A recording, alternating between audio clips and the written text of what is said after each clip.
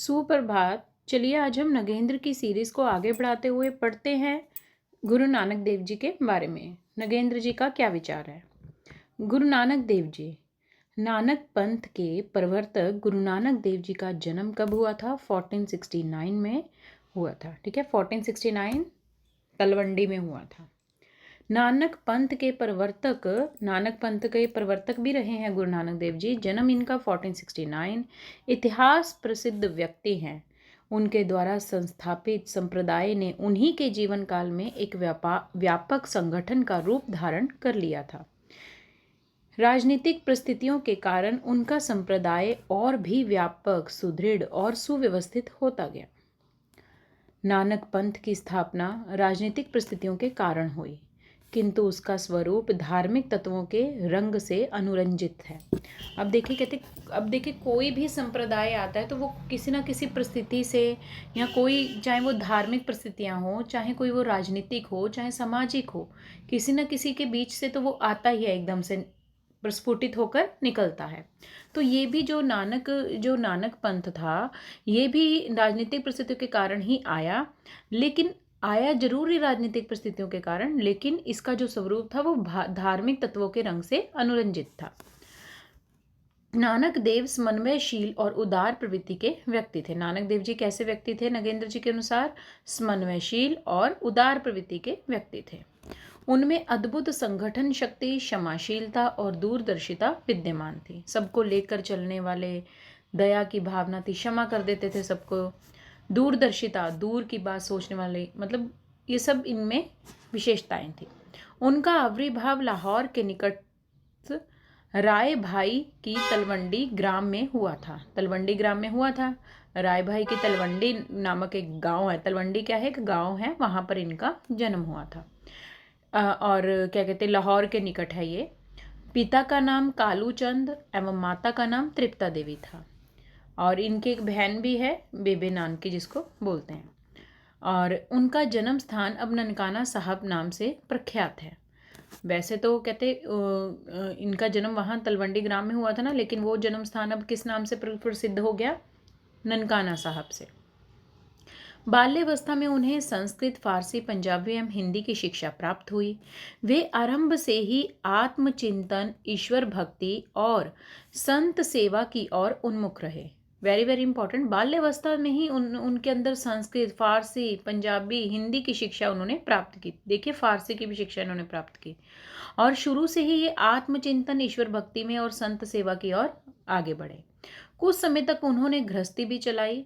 उनके 2 पुत्र भी हुए, जिनके नाम श्रीचंद और लक्ष्मीचंद है। Very very important. Guru Nanak Dev ji के 2 पुत्र पैदा हुए, श्रीचंद और लक्ष्मीचंद।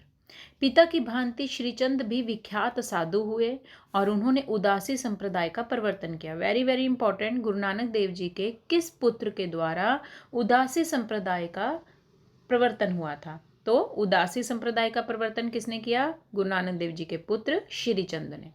श्रीचंद है तो उदास है, श्रीचंद है तो उदास है। कोडिंग कर लो।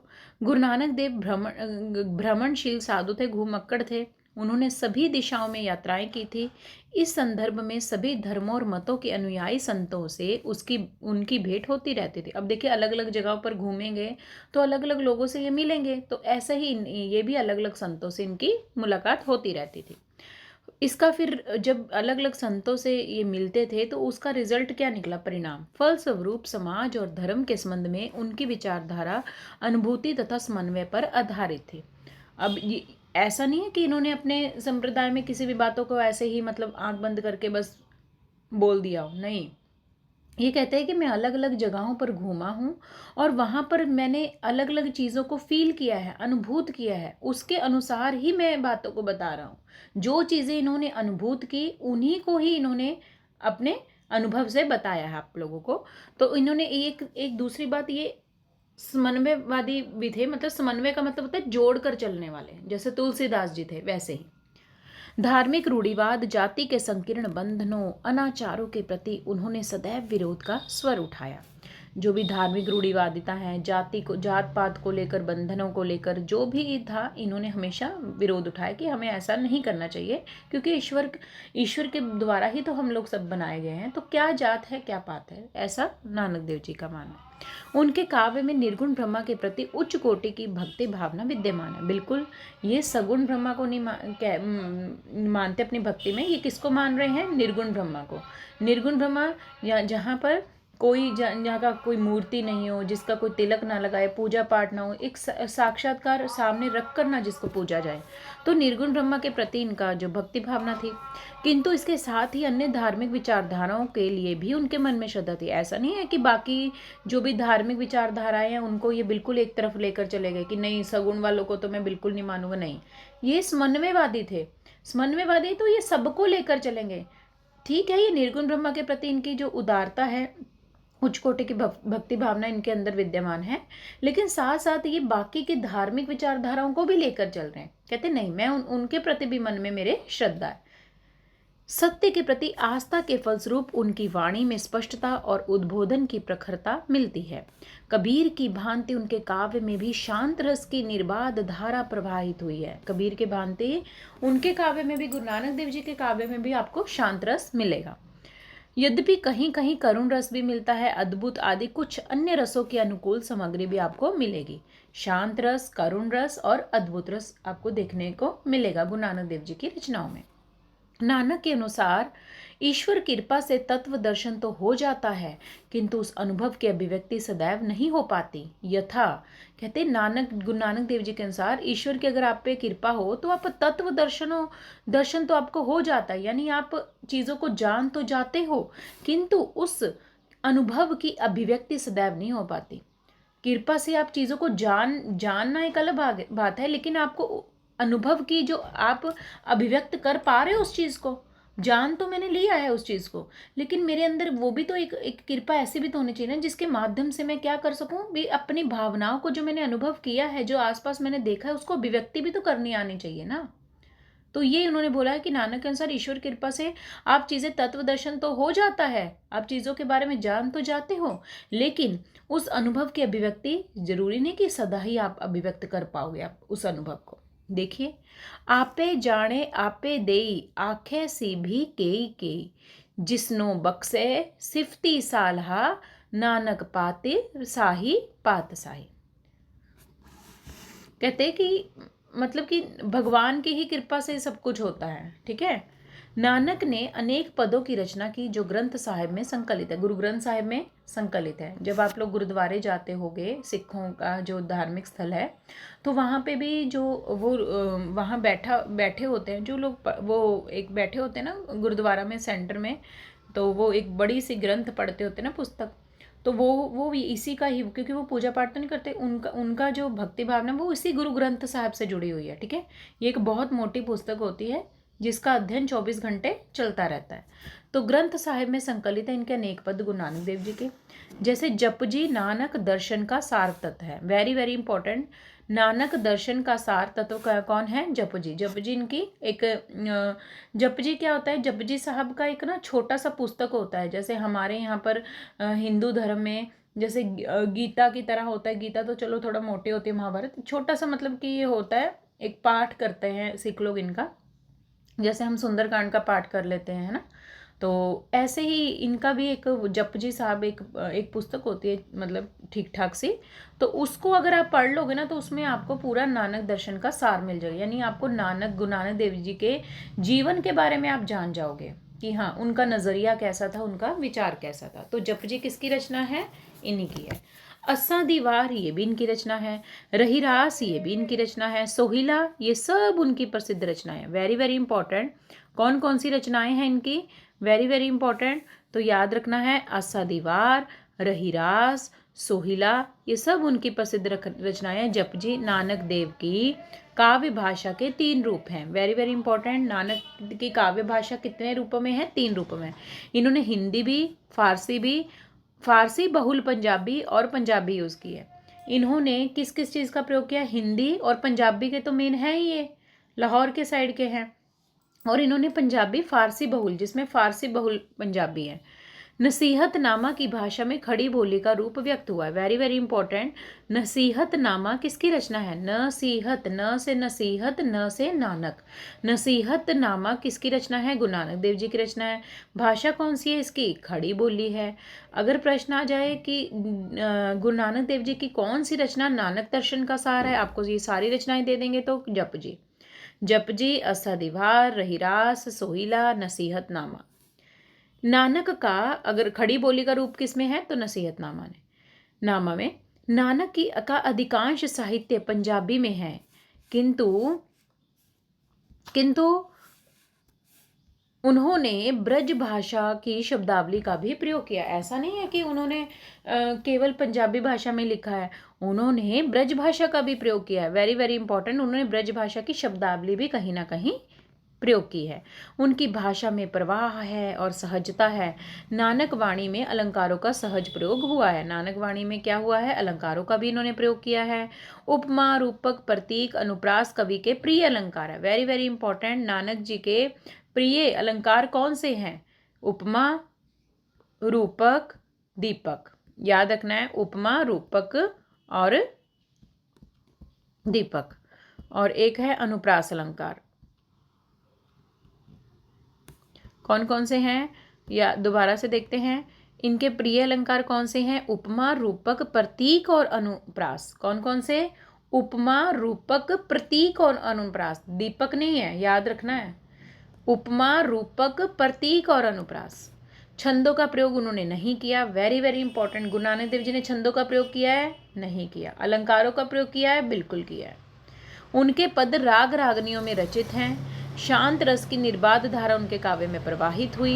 ऐतिहासिक वर्णनों में करुण और रस एवं श्रृंगार के पद भी इन्होंने लिखे हैं। आगे चलिए जंबनाथ को पढ़ते हैं। जंबनाथ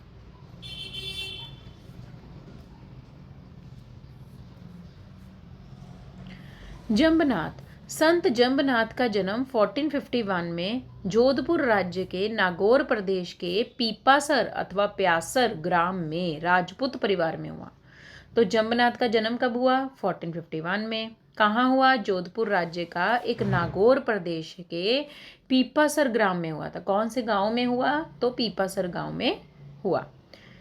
जनश्रुति है कि ये लोगों का सुना सुनाया विश्वास है, सुनी सुनाई बातों के आधार पर क्या कहा जाता है कि 34 वर्ष की अवस्था तक इन्होंने एक भी शब्द उच्चारित नहीं किया और चमत्कारित कृतियों के प्रदर्शन के कारण जनता ने इन्हें जंब जी कहना शुरू कर दिया। अच्छा, तो ये ऐसा पता नहीं है कि नगेंद्र जी कह रहे हैं पक्का है या नहीं, सुनी सुनाई बातों पर मैंने भी लिख दिया। सुनी सुनाई बातें ऐसे आती हैं कि 34 वर्ष की अवस्था तक इन्होंने एक भी शब्द नहीं निकाला था। बताइए, 34 वर्ष की अवस्था तक, कितनी बड़ी बात है कि 34 वर्ष तक इन्होंने एक भी शब्द नहीं मुंह से निकाला, बोल ही नहीं पाए। और फिर चमत्कारित कृतियों के प्रदर्शन के कारण फिर इनके साथ कुछ भगवान की कृपा हुई, क्या चमत्कार हुआ पता नहीं। कहते जनता ने इन्हें क्या कह दिया? जंब जी कहना शुरू कर दिया। सिद्धि प्राप्ति हो जाने के अनंतर ये मुनिंद्र जंब ऋषि के नाम से विख्यात हुए। वेरी वेरी इंपॉर्टेंट है ये प्रश्न। जंबनाथ किस ऋषि के नाम से प्रसिद्ध हुए थे? तो मुनिंद्र जंब ऋषि के नाम से। वेरी वेरी इंपॉर्टेंट ये प्रश्न आ सकता है कि किस नाम से प्रसिद्ध हुए जंबनाथ? ऋषि के नाम से भी प्रसिद्ध हुए थे। तो कौन से ऋषि के नाम से? मुनिंद्र जंब ऋषि के नाम से। इनकी शिक्षा दीक्षा, विवाह, परिवार व आजीविका आदि के विषय में कोई विशेष विवरण हमें नहीं मिलता। पता नहीं इनका विवाह, शिक्षा दीक्षा कहाँ है, हमें कोई जानकारी नहीं है। किंवदंती है कि ये आजीवन ब्रह्मचारी रहे। वही सुनी सुनाई बातों के आधार पर कहा जाता है कि ये आजीवन ब्रह्मचारी रहे। यह भी प्रसिद्ध है कि किन्हीं बाबा गोरखनाथ ने इन्हें दीक्षा प्रदान की थी। ऐसा माना जाता है कि कोई बाबा गोरखनाथ थे, उन्होंने इनको जंबनाथ को दीक्षा दी थी। स्वभाव से ये बड़े विनयशील और विनम्र थे। काव्य रचना में इनकी अच्छी गति थी, परंतु दुर्भाग्य से अभी तक इनकी कोई कृति नहीं मिली। जंबनाथ की कोई कृति आपको नहीं मिलती। कतिपय संग्रहों में इनकी सफुट रचनाएं संकलित हैं। बस जो संग्रह हैं उनमें कहीं कहीं इनकी सफुट रचनाएं संकलित कर दी गई हैं, वैसे इनकी कोई रचनाएं नहीं हैं। फिर देखिए, अभिव्यंजना शैली के परिचयार्थ इनके दो दोहे दृष्टव्य हैं। दो दोहे इनके मिलते हैं अभिव्यंजना शैली के परिचय में, तो देखते हैं। गगन हमारा बाजा बाजे मतर मतर फल हाथी, सन से काबल गुरुमुख तोड़ा 5 पुरुष मेरे साथी। जुगती हमारी छत्र सिंहासन महाशक्ति में बासे, जम्बनाथ वह पुरुष विलक्षण जिन मंदिर रचा आकाशे। ये किसकी पंक्ति है? तो जम्बनाथ की। तो जम्बनाथ ने अपने आदर्शों या मतों के प्रचारार्थ विश्नोई संप्रदाय की स्थापना की। वेरी वेरी इंपॉर्टेंट है। अगर प्रश्न आ जाए विश्नोई संप्रदाय की स्थापना किसने की थी, तो विश्नोई संप्रदाय की स्थापना जम्बनाथ ने की थी। विष्णु जी कोडिंग कर लो, विष्णु जी जम्ब कर पूजा करते हैं। जम्ब कर कौन पूजा करता है? कोडिंग कर लो, विष्णु ही जी, विष्णु भगवान जी जम्ब कर पूजा करते हैं। तो विष्णुई संप्रदाय के प्रवर्तक जम्बनाथ। अपने जीवन में इन्होंने 4 प्रमुख शिष्यों को मान्यता प्रदान की, जिनके नाम हैं। ऐसा माना जाता है कि जम्बनाथ ने 4 शिष्यों को मान्यता प्रदान की थी। कौन कौन से इनके 4 शिष्य हैं? हावली पावजी, लोहा पागल, दत्तनाथ तथा मालदेव नाम से ये शिष्य नाथपंथी प्रतीत होते हैं। अब देखिए नाम से तो ये वाले शिष्य क्या प्रतीत होते हैं कि नाथपंथी वाले हैं। वैसे भी नाथ पंथ से तो इनका संप्रदाय इनका थोड़ा बहुत संबंध होगा, क्योंकि इन्होंने माना जाता है ऐसा कि गोरखनाथ से इन्होंने शिक्षा ली थी। तो वही है, नाथपंथी प्रतीत होंगे इनके शिष्य भी। देखिए कौन कौन से इनके शिष्य, अगर प्रश्न आ जाए जम्बनाथ के शिष्य कौन कौन से हैं? हावली पावजी, लोहा पागल, दत्तनाथ और मालदेव। Very very important. इसको कोडिंग से भी याद कर लो। जम्बनाथ विष्णु भगवान का जम्ब कर पूजा करता है, इतना जम कर पूजा करता है कि हिलता भी नहीं है। तो लोग उसको हिलाते हैं, अरे हावली पावजी उठो, हिलाकर क्या बोलते हैं? हावली पावजी उठो, कब से तुम लोहा पागल की तरह पूजा करते हो? कब तक तुम लोहा पागल की तरह विष्णु भगवान का नाम जप रहे हो? हे जम्बनाथ, तू तो जम्ब ही गया। कोडिंग कर लो। हिलाते हैं लोग उसको, हावली पावजी करते हैं, अरे तू तो लोहा पागल की तरह जम्ब कर ही बैठ गया जम्बनाथ। फिर जम्बनाथ को गुस्सा आता है कि मुझे मेरी भक्ति से क्यों जगाया तुमने। उनको क्या बोलता है? दत्त कहीं के, भागो यहाँ से। दत्तनाथ और मालदेव, दत्त और माल, दत्त और माल, और एंड में उसको माल देता है, मार देता है। दत्त कह के मार देता है, तो मालदेव। हावजी पावजी, लोहा पागल, दत्तनाथ, मालदेव, ये इनके शिष्य हैं जमनाथ के। संभव है विष्णुई संप्रदाय किसी अंश तक नाथ पंथ के आदर्शों से प्रभावित रहा होगा। Very very important. विष्णुई संप्रदाय किससे प्रभावित रहा होगा? अगर जमनाथ के गुरु नाथ पंथ गोरखनाथ माने जाते हैं, तो कहीं ना कहीं ये जरूर प्रभावित होंगे नाथ पंथी से। विचार तो आएंगे ही गुरु के। तो कहा जाता है, ये प्रश्न आ सकता है कि विष्णुई संप्रदाय नाथ पंथ के आदर्शों से कहीं ना कहीं प्रभावित है। बिल्कुल है। जम्बनाथ की उपलब्ध रचनाओं में से अधिकतर ध्येय भेद और योगाभ्यास जैसे विषय ही मिलते हैं। और एक इन्होंने प्रूव और दे दिया, कहते हैं जम्बनाथ की उपलब्ध रचनाओं में भी अधिकतर देह भेद और योगाभ्यास जैसे विषय ही मिलते। ज़्यादातर उन्होंने भी, वो नाथपंथी वाले, उन्होंने नहीं कहा था कि अपने शरीर को भेदिए, है ना, अपने शरीर को शून्य कर लीजिए, योगा अभ्यास कीजिए, है ना, ये सब चीज़ें इनकी भी रचनाओं में मिलती हैं। जिससे ये कहा जा सकता है कि ये नाथपंथ से विशेष प्रभावित है। जिससे हमें ये आइडिया मिल सकता है कि ये नाथपंथ से प्रभावित है ज़्यादा। इनकी रचनाओं में ओंकार जप, निरंजन की उपासना, अजपा जप, गंगन मंडल, पंचपुरुष, सतगुरु की महिमा, 16 जप, जरा मरण से मुक्ति, अनन्य भक्ति आदि का बारंबार उल्लेख हुआ है। ये सब चीज़ों का कि हमें जप करना चाहिए, अजपा जप करना चाहिए, ठीक है, और पंचपुरुष में विलीन होना चाहिए, सतगुरु की महिमा है, जरा मरण मतलब जन्म मरण से हमें मुक्ति मिलती है। ये सब चीज़ों का इन्होंने उल्लेख किया। अजपा जप और निरंजन की उपासना का इन्होंने विशेष रूप से उपदेश दिया है। अजपा जप, अजपा जप का मतलब ऐसा नहीं है कि आपने माला लेकर वो जपना है, समझ आया? इन्होंने कहा है कि बिना माला लिए भी आप कर सकते हो जाप भगवान का। तो इन्होंने अजपा जप पर और निरंजन की उपासना का इन्होंने विशेष रूप से उपदेश दिया है। प्रसिद्ध है कि जम्बनाथ ने 1523 के लगभग बीकानेर यानी तालबा बीकानेर में समाधि लेकर अपनी जीवन लीला समाप्त कर ली। तो याद रखना है, जम्बनाथ क्या कहते हैं, इसका मृत्यु कहाँ हुई थी? तो याद रखना है, कहाँ समाधि ले ली थी इन्होंने? तालबा में, जो बीकानेर में है। तालबा बीकानेर, तालबा बीकानेर। किंतु इनके अनुयायी इस घटना को 1536 में तालासर गांव के निकट होना बतलाते हैं। कोई तो कहता है कि तालबा बीकानेर में समाधि ली, और कई लोग कहते हैं कि ये घटना तो 1536 में हुई थी, आप लोग 1523 में बता रहे हो। कई लोगों ने यहाँ कहा कि नहीं नहीं, ये घटना 1523 में नहीं हुई थी, 1536 में हुई थी तालासर गांव के निकट। इनका समाधि स्थल सम्राथल नाम से विख्यात है। कई लोगों ने इनका समाधि स्थल क्या बताया, तालबा बीकानेर और 1523, और कई लोगों ने बताया नहीं नहीं 1536 में तालासर गांव के निकट हुआ है, और इनका समाधि स्थल तो सम्राथल है। ठीक है, सम्राथल नाम से प्रसिद्ध है, वेरी वेरी इंपॉर्टेंट। सम्राथल में किसने समाधि ली थी, तो जंबनाथ ने। तो कोडिंग कर लो, जंबकर क्या खा गया, सांभर खा गया और मर गया। जंबकर सांभर खाए पहले पूरा दिन, फिर मर गया। कोडिंग कर लो सम्राथल से। आगे चलिए, हरिदास निरंजनी। हरिदास निरंजनी संत हरिदास निरंजनी संप्रदाय के कवि थे। किसके कवि थे, संत हरिदास निरंजनी संप्रदाय के ही कवि थे, जिसका मूल स्रोत नाथ पंथ है। ये देखिए, ये हरिदास निरंजनी, उधर से आज हमें दो बातें मिली हैं। जंबनाथ भी नाथ पंथियों से कहीं ना कहीं प्रभावित है, और ये भी हरिदास निरंजनी भी, ये भी संत है हरिदास निरंजनी, ये भी नाथ पंथ है, मूल स्रोत इसका भी नाथ पंथ ही है। साधना क्षेत्र में इस संप्रदाय को नाथ पंथ एवं संत मत की मध्यवर्ती कड़ी कहा जा सकता है। साधना के क्षेत्र में हरिदास निरंजनी को नाथ पंथ और संत मत की मध्यवर्ती कड़ी कहा जा सकता है। Very very important. नाथ पंथ और संत मत की मध्यवर्ती कड़ी नगेंद्र जी ने किसको कहा है, हरिदास निरंजनी को। नाथ पंथ को भी लेकर चलो और संत मत को भी, इसके बीच की कड़ी में से निकलने वाले कौन है, हरिदास निरंजनी। यह एक प्राचीन धर्म संप्रदाय है जिसका प्रभाव उड़ीसा प्रांत में किसी न किसी रूप में आज तक विद्यमान है। हरिदास निरंजनी एक निरंजनी संप्रदाय के कवि है। ये वाला जो संप्रदाय है ना, ये उड़ीसा प्रांत में किसी न किसी रूप में आज भी चल रहा है।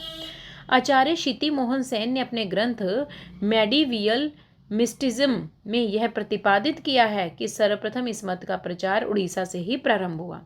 कहते हैं कि हरिदास निरंजनी जो निरंजनी संप्रदाय था, ये सबसे पहले उड़ीसा में ही शुरू हुआ था, याद रखना है। ऐसा किसका कहना है, क्षिति मोहन सेन का। Very very important.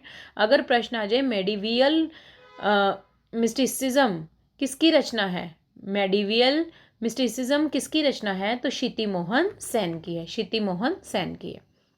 उसने बोला है कि उड़ीसा से ही इस संप्रदाय का प्रचार प्रसार हुआ था स्टार्टिंग। फिर तदंतर धीरे धीरे कहते यह संप्रदाय अपने जनप्रिय और सच्चे दर्शों के कारण पूर्व की ओर भी प्रसारित हुआ। पहले जाकर उड़ीसा में, फिर धीरे धीरे पूर्व की ओर भी आगे बढ़ा।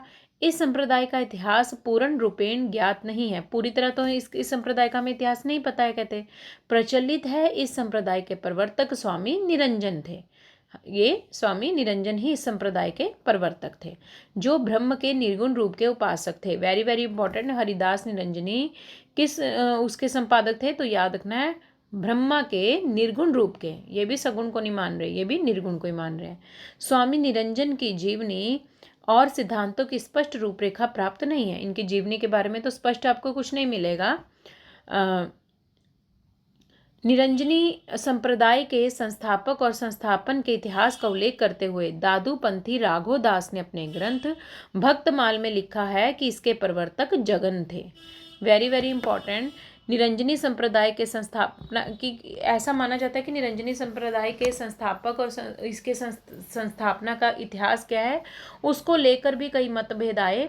तो दादूपंथी है एक Raghav Das. Very very important. Raghav Das कौन व्यक्ति हैं, दादू पंथ से संबंधित है, और नाम क्या है इनका, राघव दास। तो ये राघव दास का क्या मानना है, जो दादू पंथी है, उसने अपनी रचना भक्तमाल में ये लिखा है कि इसके प्रवर्तक जो निरंजनी संप्रदाय है ना, इसके प्रवर्तक तो हरिदास निरंजनी नहीं है, इसके प्रवर्तक तो जगन है। Very very important. निरंजनी संप्रदाय के प्रवर्तक हरिदास निरंजनी ना मानकर जगन किसने माना है, तो राघवदास ने माना है। ठीक है, वेरी इंपॉर्टेंट। एक ये देखिए नई रचना हमारे पास आई है भक्तमाल, नाभादास की तो हम लोग पढ़ते हैं। बाय चांस अगर आपको ऑप्शन में नाभादास ना दे तो किसके मार के आनी है, भक्तमाल, राघवदास की रचना है। राघवदास की रचना है Bhaktamal. Very very important. Bhaktamal Raghavdas की रचना। उसने ऐसा बोला है कि निरंजनी संप्रदाय के प्रवर्तक जगन है। यह मत भी प्रचलित है कि इस संप्रदाय का प्रवर्तन हरिदास निरंजनी ने किया था। ये भी बात मानी जाती कि जगन तो है। कोई कहता है कि इस मत का परिवर्तन ही हरिदास नंजनी ने किया था। राघोदास के अनुसार हरिदास ढीडवाना निवासी थे। हमने पढ़ा हुआ सस्ती पांडे में कि इनका जन्म स्थान क्या माना जाता है, ढीडवाना, है ना। कोडिंग भी किया था कि रजनी नाम की लड़की बड़ी ढीठ है, तो ढीडवाना। तो राघोदास के अनुसार हरिदास का निवास कहाँ है, ढीडवाना में। वेरी वेरी इंपॉर्टेंट, कहाँ है निवास स्थान इनका, ढीडवाना में। पुरोहित हरि नारायण शर्मा ने सुंदर ग्रंथावली की भूमिका में हरिदास के संबंध में यह लिखा है कि पहले वे प्रयागदास के शिष्य हुए, फिर दादू के, फिर कबीर पंथ और गोरख पंथ में दीक्षित हुए। अंततः उन्होंने अपना निराला पंथ चलाया। देखिए, ऐसा किसका मानना है, पुरोहित एक हरि नारायण है, एक हरि नारायण है, Hari Narayan Sharma. Very very important, Hari Narayan Sharma ने सुंदर ग्रंथावली की भूमिका में हरिदास के बारे में क्या लिखा। अगर यहाँ से एक प्रश्न ये है कि सुंदर ग्रंथावली किसकी रचना है, वो आपको ऑप्शन में सुंदरदास दे देगा, तो गलत माना है। सुंदर ग्रंथावली सुंदरदास की नहीं है, सुंदर ग्रंथावली हरि नारायण शर्मा की है। वेरी वेरी इंपॉर्टेंट, सुंदर ग्रंथावली किसकी है, हरि नारायण शर्मा की। तो हरि नारायण भगवान क्या है, सुंदर सुंदर है। तो सुंदर कौन है, सुंदर ग्रंथ कौन लिखते हैं, हरि नारायण भगवान लिखते हैं। तो हरि नारायण शर्मा ने क्या लिखा कि ये जो हरिदास थे ना, हरिदास नंजनी, ये पहले प्रयागदास के शिष्य थे, बाद में ये दादू के हो गए। पहले प्रयागदास के जाकर शिष्य बने, फिर जाके दादू के बन गए, और फिर कबीर पंथ और गोरख पंथ में भी दीक्षित हुए, और फिर इन्होंने एक अपना अलग पंथ चला दिया। ऐसा मानना है हरि नारायण शर्मा का। आगे देखिए, परशुराम चतुर्वेदी का भी अनुमान है। अब परशुराम चतुर्वेदी क्या कह रहे हैं इसके संबंध में देखते हैं हरिदास के बारे में। परशुराम चतुर्वेदी का अनुमान है कि हरिदास जी ने 1599 में दादूपंथी प्रयागदास से दीक्षा ली थी। देखो, हरिनारायण शर्मा ने तो ऐसा बोल दिया कि इसने सबसे शिक्षा ली है, पहले प्रयागदास से ली, फिर दादू से ली, फिर कबीर से ली, फिर गोरख पंथ में दीक्षित हो गया। लेकिन परशुराम चतुर्वेदी कहता है कि मेरा भी मानना है कि ये बात सही है कि दादूपंथी प्रयागदास से इन्होंने दीक्षा ली, परंतु इधर कुछ नवीन सामग्रियों के क्रमशः प्रकाश में आते जाने के कारण संत हरिदास के आविर्भाव काल का कुछ पहले निश्चित होना भी अनुमानित है। कुछ लेखक अब इस बात को असंभव नहीं समझते कि इनका जन्म 1455 में और मृत्यु 1543 में हुई। जन्म 1455, 18वीं शताब्दी के अंतिम चरण में विद्यमान हरिराम जी की हरिदास जी की परिचय में भी इसी मंतव्य का प्रतिपादन हुआ है। क्या याद रखना है, अगर ये प्रश्न आ जाए, हरिदास जी की परिचय किसकी रचना है, वेरी वेरी इंपॉर्टेंट, ऑप्शन में वो आपको दे देगा हरिदास रंजनी। हरिदास जी की परिचय किसकी रचना है, हरिराम की रचना है। वेरी वेरी इंपॉर्टेंट, हरिराम जी की हरिदास जी की परिचय इन्होंने लिखा, उसमें भी उन्होंने बोला कि हरिदास जी का जन्म सही कह रहे हैं ये लोग ऊपर 1455 में हुआ है, उसने भी ये स्वीकार किया। उसके अनुसार 1499 की बसंत पंचमी के दिन स्वयं हरि ने गुरु गोरखनाथ का रूप धारण करके इन्हें ब्रह्म ज्ञान की दीक्षा दी थी। अब देखिए, उनके अनुसार, हरिराम जी के अनुसार कहते 1499 में, क्योंकि हरिराम भी इसके साथ ही सहमत है 1455 के जन्म के अनुसार, जो चतुर्वेदी के अनुसार है। चतुर्वेदी नहीं, उसके अन्य लेखक और मान रहे हैं। अब हरिराम क्या कह रहा है, कहता कि 1499 में ना बसंत पंचमी के दिन स्वयं इस हरिदास नंजनी ने गुरु गोरखनाथ का रूप धारण करके इन्हें ब्रह्म ज्ञान की शिक्षा दी थी। वेरी वेरी इंपॉर्टेंट, हरिदास ने अपने गुरु गोरखनाथ का रूप धारण करके इन्हें ब्रह्म ज्ञान की दीक्षा दी थी। किसको, तो हरिराम को। ऐसा हरिराम जी बता रहे हैं कि मुझे बसंत पंचमी वाले दिन हरिदास नंजनी ने अपने गुरु गोरखनाथ का रूप धारण करके मुझे शिक्षा दी। हरिदास नंजन कदाचित 16वीं शताब्दी के मध्य तक विद्यमान थे। कुछ लोग इस प्रश्न का समाधान इस प्रकार करना चाहते हैं कि एक ही जगह दो हरिदास मान लिए जाएं, किंतु प्रमाण के अभाव में निश्चित रूप से कुछ भी नहीं कहा जा सकता। हरिदास नंजनी कदाचित 16वीं शताब्दी के मध्य तक विद्यमान रहे। अब देखिए, कई लोग कह रहे हैं कि 16वीं शताब्दी के विद्यमान रहे, और ऊपर कोई 14 के आसपास मान रहा है, तो इस प्रश्न का समाधान करने जब बहस छिड़ी होगी तो उन्होंने कहा कि ऐसा मान लो कि 2 हरिदास नंजनी मान लो, कोई पहले आया होगा, कोई दूसरा भी व्यक्ति आएगा, जरूर तो ना एक ही व्यक्ति होगा एक नाम का। किंतु जब तक प्रमाण नहीं है, प्रमाण का अभाव है, तब तक हम कुछ भी नहीं कह सकते, जब तक प्रमाण ही नहीं है कि ये एक ही है या 2 हैं। श्री हरिपुरुष की वाणी में उल्लेख है कि 45 वर्ष की अवस्था तक हरिदास जी ने गृहस्थ जीवन व्यतीत किया था। ऐसा माना जाता है श्री हरिपुरुष की वाणी में कि 45 वर्ष की अवस्था तक हरिदास जी ने गृहस्थ जीवन व्यतीत किया था। परचयी लेखक का ध्यान संभवतः इधर नहीं गया।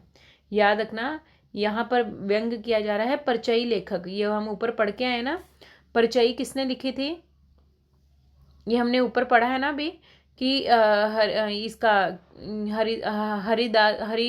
हरिदास निरंजनी की परचयी भी लिखी थी, है ना। तो उनके अनुसार कहते शायद उनका ध्यान इस बात की ओर नहीं गया होगा। हरिराम ने लिखी थी ना, हरिराम ने हरिदास की परचयी, शायद उसका ध्यान इस ओर नहीं गया होगा कि इन्होंने 45 वर्ष तक गृहस्थ धारण किया। हरिदास जी ब्रह्मशील व्यक्ति थे। वे झंगूर, ढीडपुर, नागपुर, अजमेर, नाथवाड़ा, नैडे, तोड़ा, अम्बेर, जयपुर, सिधौरा आदि खूब स्थानों पर ये घूमे, भ्रमण करने गए।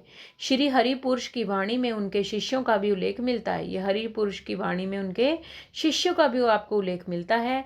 उनके शिष्य प्रशिष्यों में नारायण दास, हरिराम, रूपदास, शीतलदास, लक्ष्मणदास, गंगादास आदि का उल्लेख भी किया जाता है। उनके शिष्य प्रशिष्यों में कौन कौन आते हैं? नारायण दास, हरिराम, रूपदास, शीतलदास, लक्ष्मणदास, गंगादास आदि का नाम लिया जाता है। मारवाड़ में हरिदास के नाम पर कई मठ और गद्दियां बनाई गई। इस संप्रदाय का प्रमुख मठ ढीडवाना में था। हरिदास कृत अष्टपदी जोग ग्रंथ, वेरी वेरी इंपॉर्टेंट है, यहाँ से प्रश्न बन सकता है। अगर प्रश्न आ जाए ये किसकी रचना है? अष्टपदी जोग ग्रंथ। अष्टपदी जोग ग्रंथ किसकी रचना है? तो हरिदास की है। तो वेरी वेरी इंपॉर्टेंट, अगर प्रश्न आ जाए अष्टपदी जोग ग्रंथ किसकी रचना है? हरिदास की है। ब्रह्मस्तुति हरिदास की, हंस प्रबोध ग्रंथ हरिदास की, निरपक्ष मूल ग्रंथ, पूजा जोग ग्रंथ, समाधि जोग ग्रंथ, संग्राम जोग ग्रंथ आदि निर्गुण ब्रह्मा के अलौकिक पर विशेष बल दिया गया। वही निर्गुण ब्रह्मा के बारे में इन्होंने अपनी रचनाओं में बताया है।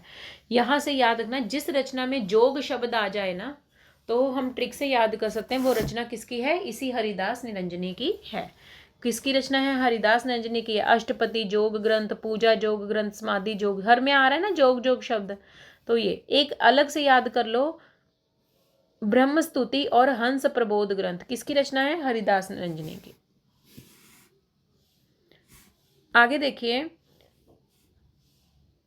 उनके अनुसार ब्रह्म कृपा से ही साधक को आनंद की प्राप्ति होती है। ऐसा मानना था हरिदास निरंजनी का कि जब तक भगवान ब्रह्मा की आप पर कृपा नहीं होगी ना तब तक आपको कुछ नहीं मिलता। यानी ब्रह्मा कृपा से ही जो साधक है, जो भक्त है, उसको खुशी मिलती है। माया और लौकिक बंधनों के प्रति उन्हें अरुचि है तथा मोक्ष लाभ ही उनका अभीष्ट है। इनको मायावी जीवन, लौकिक बंधनों में पड़ना इनको पसंद नहीं था हरिदास निरंजनी को, और ये मोक्ष वाला जीवन ही अच्छा मानते हैं। गुणग्राही गोविंद गुण गावा, भज भज राम परम पद पावा। गुणग्राही गोविंद गुण गावा, कहते हैं हमें किसके गुण गाने चाहिए? गुणग्राही, गुणों से जो भरपूर है गोविंद, उनके गुण गाए। भज भज राम परम पद पावा, वेरी वेरी इंपॉर्टेंट। गुणग्राही गोविंद गुण गावा, भज भज राम परम पद पावा। ये अगर प्रश्न आ जाए किसकी पंक्ति है, तो ये किसकी पंक्ति है? तो ये हरिदास निरंजनी की पंक्ति है। ब्रह्म विषयक अतीन्द्रिय अनुभूति में रसमगन होकर उन्हें अन्य विषय निस्तार प्रतीत होते हैं। अब ये कहते जब मैं ब्रह्म की अनुभूति करता हूँ ना, क्योंकि ये ब्रह्मा को बहुत मानते हैं, कहते जब मैं ब्रह्म भगवान का भक्ति करता हूँ, उनका अनुभूति करता हूँ ना, तब मेरे को, कहते मैं इतना रसमगन हो जाता हूँ कि मेरे को आसपास की बाकी चीज़ें बिल्कुल निसार लगती हैं, कि उनमें मुझे कोई अच्छा नहीं लगता आसपास की जब वस्तु, जब मैं भगवान की भक्ति में लीन हो जाता हूँ इतना। संतों को वे ईश्वर के समान पूज्य मानते हैं। संतों का ये बहुत रिस्पेक्ट करते हैं। कौन? हरिदास निरंजनी। ईश्वर के समान माना है, याद रखना। हरिदास की भाषा सरल ब्रज भाषा है। अन्य संतों की भांति कला पक्ष के अलंकरण का आग्रह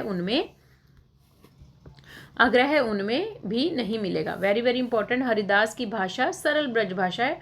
आप जो कई संत कवियों ने कई संत मतलब कि रीतिकाल के कवियों ने ज़्यादातर ये अलंकार ये सब आदिकाल में किया था, लेकिन संतों की भांति इन्होंने कला पक्ष के अलंकरण का आग्रह उनमें भी नहीं मिलता। जैसे संत कवियों में अलंकार का ज़्यादा प्रयोग उन्होंने नहीं किया ना संत कवियों ने, ऐसे ही इसने भी ज़्यादा अलंकारों का प्रयोग नहीं किया। आगे चलते हैं सींगा। संत सींगा 1519 का जन्म, याद रखना इनका जन्म कब हुआ, 1519 में। किसका? संत सींगा का जन्म मध्य भारत की रियासती बड़वानी के खजूर गांव में एक गवाल परिवार में हुआ था। याद रखना है, भारत की रियासत बड़वानी के खजूर गांव में, तो कोडिंग कर लो, खजूर खा खाकर उसकर क्या उगाए? सींग उगाए। खजूर खाकर कोडिंग कर लो, सींग उगाए, तो सींगा का जन्म खजूर गांव में। बाल्यावस्था से ही वे संसार से विरक्त रहा करते थे। बचपन से ही ये संसारिक मोह माया से दूर थे। एक बार वे हरसूद से भामगढ़ मार्ग पर जा रहे थे। ये बता रहे हैं सींगा की स्टोरी कि एक बार ना ये हरसूद से भामगढ़ कोई रास्ता है, वहां जा रहे थे। रास्ते में मार्ग में महाराज ब्रह्मगीर के शिष्य मनरंगीर यह भजन गा रहे थे। तो याद रखना है, रास्ते में ये महाराज ब्रह्मगीर के शिष्य मनरंगीर यह भजन गा रहे थे। समझ ले और मना भाई, अंत ना होए कोई अपना, यही माया के फंदे में तर आन भुलाना। देखिए, कहते हैं अंतिम समय में समझ लो भाई लोगों, अंतिम समय में हमारा कोई साथ नहीं देगा, सब छोड़कर हमें चले जाएंगे। अगर अंतिम साथ देगा तो वो ब्रह्मा भगवान ही देगा, अपना कोई नहीं साथ देगा। तो यही बात बोली है। इन पंक्तियों ने संसार की निसारता को उनके हृदय में प्रत्यक्ष रूप से अंकित कर दिया। बस वहीं से ये भी आकर्षित हो गए कि सही बात है, संसार क्या है? निसार है। संसार में अंतिम समय में हमारे साथ कोई नहीं जाता, केवल भगवान ही हमारे साथ आएंगे। और उन्होंने मनरंगीर को अपना आध्यात्मिक पथ प्रदर्शक स्वीकार कर लिया। बोला कि वाह मनरंगीर, तुम तो बहुत अच्छा ज्ञान दिया है, तेरे को तो मैं क्या मान लूंगा? पथ प्रदर्शक स्वीकार कर लूंगा। तो याद रखना, महाराज ब्रह्मगीर के शिष्य मनरंगीर, मनरंगीर के गुरु कौन है? ब्रह्मगीर। याद रखना, मनरंगीर के गुरु ब्रह्मगीर। और फिर मनरंगीर से के भजन से इतना ये प्रभावित हुआ है सींगा जी कि उन्होंने उसको अपना पथ प्रदर्शक मान लिया, मनरंगीर को। पिपल्या के जंगलों में उन्होंने निर्गुण ब्रह्मा की साधना की। पिपल्या के जंगलों में गए ये, वहाँ उन्होंने निर्गुण ब्रह्मा की साधना की और अनहद नाद संबंधी भजन लिखे। वे उच्च कोटि के विचारक थे। उनके अनुसार परम तत्व की खोज में मंदिर, मस्जिद और तीर्थों में जाने की आवश्यकता नहीं है। वेरी वेरी इंपॉर्टेंट, ये कोटेशन उठाकर दे सकता है कि किसके अनुसार है। नगेंद्र ने किसके बारे में बोली है कि वे उच्च कोटि के विचारक थे, निर्गुण ब्रह्मा की साधना की और अनहद नाद संबंधी इन्होंने कई भजन भी लिखे। उच्च कोटि के विचारक थे, परम तत्व की खोज में मंदिर, मस्जिद और तीर्थ में जाने की इनको आवश्यकता नहीं थी। इनके अनुसार ये कहते हैं कि मंदिर में जाने से कुछ नहीं होगा, मस्जिद में जाने से कुछ नहीं होगा। उसके दर्शन गंगा यमुना आदि में स्नान करने से नहीं होते, वरन वह तो हृदय में ही विद्यमान है। Very very important. सिंगा जी कहते थे कि भगवान गंगा में नहाने से नहीं मिलते, यमुना में नहाने से नहीं मिलते, मंदिर में पूजा करने से नहीं मिलते, मस्जिद में नहीं है, भगवान तो आपके हृदय में है। फिर देखिए ये सिंगा की पंक्ति है, जल विच कमल कमल विच कलियां, जहे वासुदेव अविनाशी। कहते जिस प्रकार कमल में जल में कमल होता है और कमल में कलियां होती हैं, उसी प्रकार भगवान वासुदेव, भगवान भी आपके अंदर ही वास करते हैं। वो अविनाशी हैं, ठीक है। वो ऐसा नहीं है कि आपको मतलब कि भगवान आपके अंदर है, मूर्तियों में नहीं है भगवान, ऐसा इनका मानना है। घर में गंगा घर में जमुना, नहीं द्वारिका काशी। कहते घर में ही गंगा है, घर में ही जमुना है, मतलब आपके अंदर ही सब कुछ है। भगवान चाहे तो द्वारका काशी में जाने से कुछ नहीं होता है। घर वस्तु बाहर की ढूंढे, बन बन फिरा उदासी। कहते अगर आप भगवान आपके हृदय में ही है, भगवान आपके अंदर ही है, तो क्यों बाहर भटकता है ढूंढने के लिए। कहे जन सींगा सुनो भाई साधो, अमरपुर के वासी। सिंगा की निर्गुण ब्रह्म संबंधी धारणा संत कबीर की ब्रह्म विषय कल्पना से बहुत कुछ साम्य रखती है।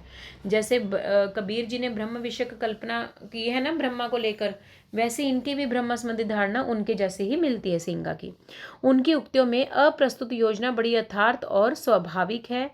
उनके द्वारा विरचित पदों की संख्या कितनी है? 800 बताई गई है, किंतु वे सभी अभी तक उपलब्ध नहीं हो सके।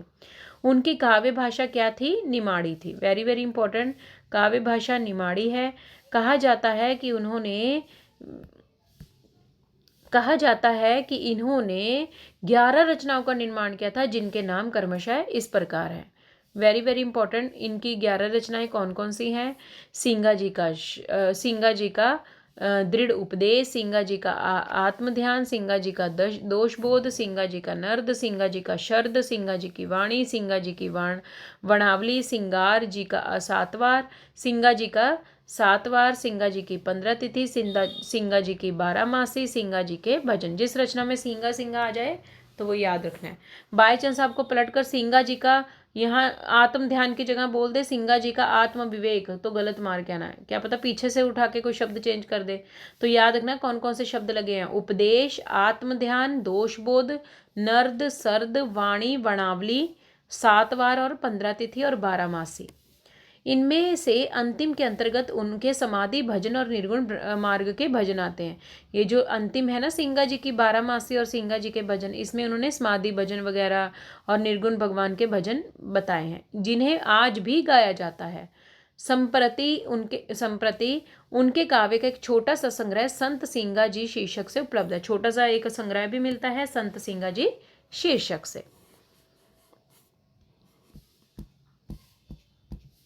आगे चलते हैं लालदास के बारे में। लाल पंथ के प्रवर्तक संत लालदास का जन्म कब हुआ? 1540 में अलवर राज्य के ग्राम धोली धूप में एक ऐसे मुसलमान परिवार में हुआ था जहां भरण पोषण तथा जीविका के साधनों के लिए इतना संघर्ष करना पड़ता था कि बालकों की शिक्षा दीक्षा का कोई प्रबंध ना हो पाता था। यानी देख रहे हैं हम लोग कि लालदास का जीवन कितने मतलब कि कष्टों में बीता होगा कि जहाँ मुस्लिम परिवार में इनका जन्म हुआ और जहाँ खाने के लिए जीविका भरण पोषण जीविका के लिए भी इनके पास साधन नहीं थे। बहुत संघर्ष करना पड़ा इनको जीवन में। अब जहाँ खाने को दाने नहीं है तो वहाँ कहाँ पढ़ाई होगी। तो इसीलिए बेचारे बोले लालदास कि बालकों की शिक्षा दीक्षा का भी कोई प्रबंध नहीं हो पाया। याद रखना है। और कहाँ इनका जन्म हुआ था? अलवर राज्य के ग्राम धोली धूप में, मुसलमान परिवार में। तो कोडिंग कर लो। लालदास कहता है मेरा लाल चेहरा क्यों हो गया? कोडिंग कर लो, क्योंकि उस पर धूल धूप छा गई है, धोली धूप छा गई है। कोडिंग कर लो, तो इसीलिए मेरा चेहरा लाल हो गया है। तो जन्म इनका धोली धूप गांव में। भगवत भक्ति का अंकुर लालदास के हृदय में बाल्यावस्था में ही अंकुरित हो गया था। भगवान की भक्ति तो इनके बचपन में ही जग गई थी। वे साधुओं का सत्संग करते रहते और नाम जप में हमेशा मगन संलग्न रहते थे। वय एवं समय के साथ उनकी ख्याति दूर दूर तक फैलने लगी। कुछ समय बाद वे अपने स्थान को त्याग कर रामगढ़ परगने में स्थित बादोनी में निवास करने लगे। अब ये अलवर राज्य के धोलीपुर गांव को छोड़ धोली धूप गांव को छोड़कर अब कहाँ चले गए? रामगढ़ परगने में स्थित, रामगढ़ में एक जगह है स्थित, बादोनी में निवास करने लगे। कहाँ? बादोनी में निवास करने लगे और जनता की सेवा में अनुरक्त हो गए। कौन सा जीवन इन्होंने जिया कि बस मैं अब जनता की सेवा में लगाऊंगा सारा जीवन। उत्तरोत्तर उनके शिष्यों की संख्या में वृद्धि होती गई। अब इनके शिष्य भी वहां बढ़ गए। प्रचलित है अयोग्य शिष्यों के कारण उन्हें अनेक बार कष्ट भी झेलने पड़े। अब कई शिष्य इनके ऐसे आ गए थे जो बीच में अयोग्य थे, फिर इनको कई बार कष्ट भी बेचारों को झेलना पड़ा।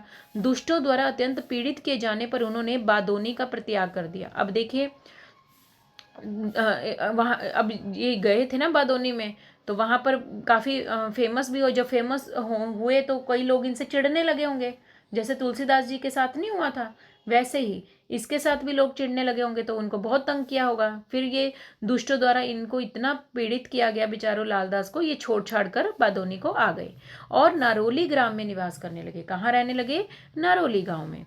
बाद में उन्होंने रस गांव को अपना निवास स्थान बना लिया। देखिए पहले कहाँ कहाँ रहे हैं ये, बादोनी में भी गए हैं। पहले स्टार्टिंग में ये धोली धूप में रहे, फिर बादोनी में गए, वहाँ इनको तंग किया दुष्टों ने, फिर ये निवास स्थान छोड़कर अपना नारोली में आ गए गाँव में। बाद में उन्होंने रसगांव को अपना निवास स्थान बनाया। लालदास ने गृहस्थ आश्रम में रहकर साधना की थी। उनकी समाधि भरतपुर राज्य नगला में आज भी विद्यमान है। उनकी समाधि कहाँ है? याद रखना, उनकी समाधि मगला भरतपुर राज्य में आज भी विद्यमान है। संत लालदास सिद्ध महापुरुष थे। याद रखना, लालदास सिद्ध महापुरुष थे। उनकी विचारधारा कबीर मत से प्रभावित थी। लालदास कैसे महापुरुष थे? सिद्ध महापुरुष थे। किससे प्रभावित थे ये? कबीर जी से प्रभावित थे। अच्छे कवि तथा उपदेशक थे। उनकी रचनाएं लालदास की चेतावनी में संकलित है। लालदास की रचनाएं किस में संकलित है? लालदास की चेतावनी में, जिनसे उनकी सुषष्ठु अभिव्यंजना शक्ति और गंभीर रहस्य अनुभूति का ज्ञान होता है कि इनकी अभिव्यंजना शक्ति बड़ी अच्छी थी और रहस्य अनुभूति भी इनकी गंभीर थी। सत्य अनुभूति, अंतःकरण की शुद्धता और समदृष्टि पर उन्होंने बराबर बल दिया। इस प्रकार उनकी रचनाओं में नीतिपरक दृष्टिकोण की प्रधानता है। किसके? लालदास की रचनाओं में नीतिपरक दृष्टिकोण है। देखिए इनका पंक्ति, लाल जी भगत भीख ना मांगिए, मांगत आए शर्म, घर घर टांडत दुख है, क्या बादशाह क्या हरम। लाल जी साधु ऐसा चाहिए, धन कमा कर खाए, हृदय हर की चाकरी, पर घर कम्बू ना जाए। देखिए कितनी अच्छी बात की लाल जी। कहते कि कभी भी भीख मांग के मत खाइए। अपने भीख मांगने से कुछ नहीं होता है। अब भगवान ने आपको हाथ पैर दिए हैं, उनसे कमा कर खाइए ना। घर घर घूम रहे हो, चाकरी कर करके आप मांग कर खा रहे हो, नहीं। लाल जी कहते मैंने कभी भीख नहीं मांगी। देखो लालदास जी के जीवन में कितने दुख कष्ट आए, लेकिन कभी भी इन्होंने भीख नहीं मांग कर खाई।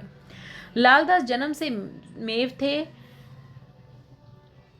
परंतु उनकी जीवन शैली और रहन सहन हिंदुओं जैसा था। मुसलमानी परिवार में इनका जन्म हुआ था ना, लेकिन फिर भी इनकी रहन सहन कैसा था? चाहे मुसलमानी परिवार में इनका जन्म हुआ हो लालदास का, लेकिन इनका ये रहन सहन कैसा था? हिंदुओं जैसा था। वे निरामिष भोजी थे। उनके पंथ में राम ही सर्वश्रेष्ठ शक्ति है। याद रखना, लालदास जी किसको अपने पंथ में किसको मानते हैं ज़्यादा? राम को। वही आराध्य है, वही ब्रह्म है। लालदास जी किसको आराध्य मानते हैं? राम जी को। लालदास की आचार संहिता बड़ी आकर्षक है। इस पंथ में विनम्रता समस्त साधना का मूल है। लालदास के पंथ का प्रचार और प्रचार बहुत सीमित रहा। अलवर की सीमाओं में ही इस पंथ का विकास हो पाया। इस पंथ के अनुयायी हिंदू मुसलमान दोनों ही हैं, परंतु उनमें मेवों की संख्या अधिक है। याद रखना, लालदास ने जो पंथ चलाया था उसके अनुयायी क्या हैं? हिंदू मुसलमान दोनों हैं, लेकिन उनमें ज़्यादा मेवों की संख्या यानी मुसलमानों की संख्या ज़्यादा है।